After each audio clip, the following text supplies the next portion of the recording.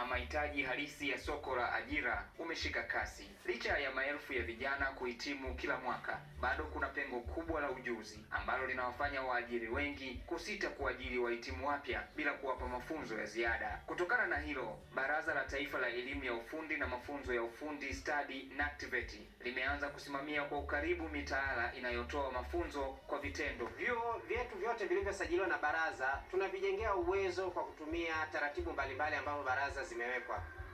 Mojawapo ikiwa kuendesha mafunzo ya mara kwa mara kwa wakufunzi au walimu wanaofundisha, lakini pia kuwajengea uwezo viongozi wanaosimamia mafunzo haya ikiwa pamoja na management ya chuo. Kwa upande wao, baadhi ya wadau wa elimu wakiwemo wahitimu wa vyuo mbalimbali wamepongeza hatua hiyo, wakisema itasaidia kuongeza thamani ya vyeti vinavyotolewa na vyuo vya kati hapa nchini. Nadhani elimu kwa vitendo ndo inatoa mwangaza bora zaidi kwa wanafunzi wa ngazi za juu, lakini pia hata kwa vyuo vingine.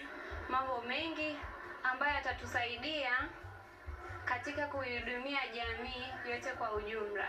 Ni wazi kuwa mwelekeo wa elimu unapaswa kubadilika ili kuendana na kasi ya teknolojia na mahitaji ya sekta mbalimbali hapa nchini. Kutoka mkoani Singida, Deus Liganga, Azam News.